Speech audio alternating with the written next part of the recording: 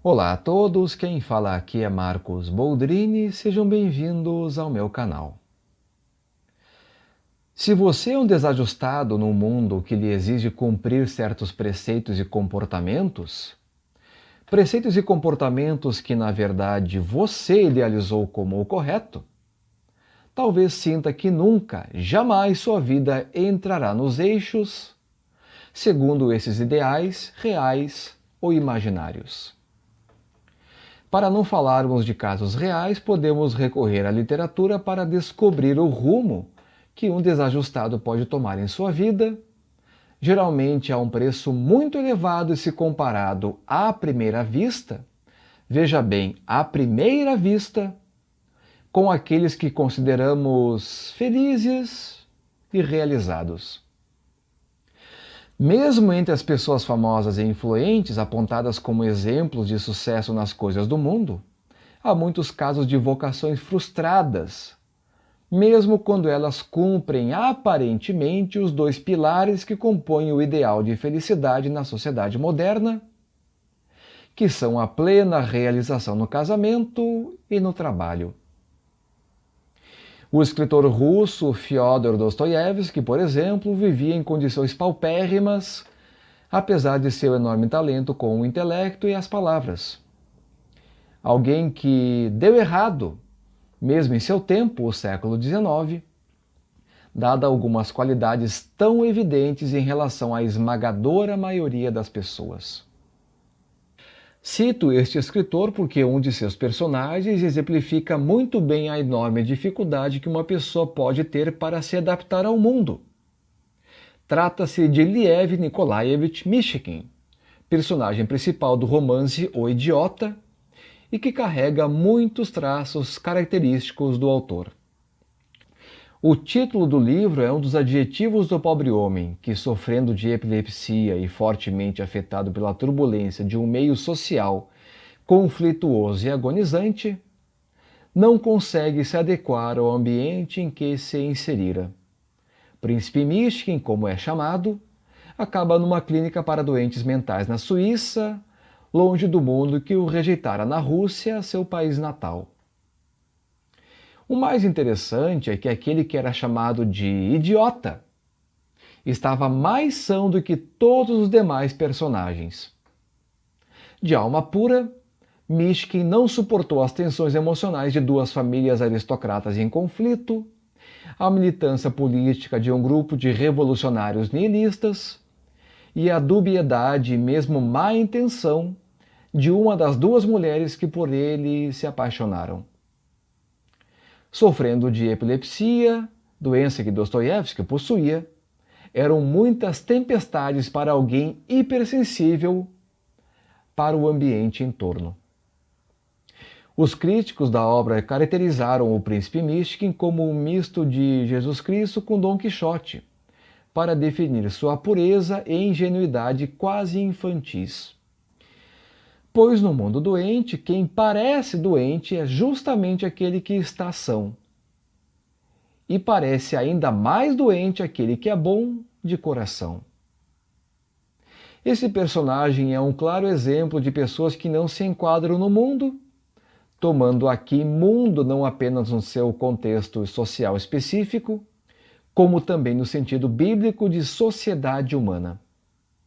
Mundo é a realidade organizada e criada pelo homem, e, refletindo a imagem e semelhança de seu Criador, carrega também suas incoerências e contradições. Pois o desajustado quer se evadir do mundo, e poucas coisas são mais tentadoras do que fugir deste mundo para um outro. Não falo de suicídio, e sim do refúgio na vida interior e o potencial dano que isso pode causar quando essa atitude cobra o preço de negar os deveres e necessidades da vida. Ninguém está imune à necessidade de trabalhar para sobreviver, nem do dever de realizar coisas básicas no trato com o próximo, como cumprir acordos tácitos que estão subjacentes, por exemplo, na resposta a uma pergunta ou no ato de compra e venda. Evadir-se do mundo não é a solução, mas fuga para o desejo imaginário de uma vida sem esforço, de um paraíso idílico sem o peso e o consequente suor cobrado pelo pecado original.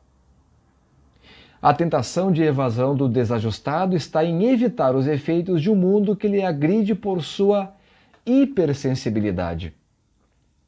O personagem Mishkin, ao mesmo tempo em que influenciava positivamente as pessoas ao seu redor, com suas reflexões íntimas e exemplo de conduta, absorvia excessivamente o impacto das loucuras alheias.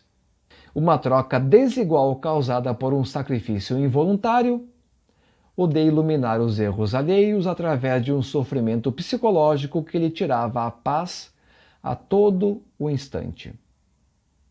Não por acaso o mais bem acabado personagem de Dostoiévski acabou retornando à clínica onde estivera meses antes. O mundo era agressivo demais, louco demais para o homem excessivamente são e bom. Voltara à prisão a alma mais pura que não suportou a doença de um mundo que prenunciava a confusão e o caos que viria a perturbar muitas almas e se alastrar por toda a humanidade. Na literatura se multiplicam as figuras que não se encaixam no mundo. As obras distópicas são exemplares nesse ponto. Os personagens Bernard Marx de Admirável Mundo Novo, Winston Smith de 1984 e Juliana Frink de O Homem do Castelo Alto se adaptam forçosamente a uma realidade hostil e lutam até o fim de suas forças para confrontar e vencer uma ordem repressiva e artificialmente imposta.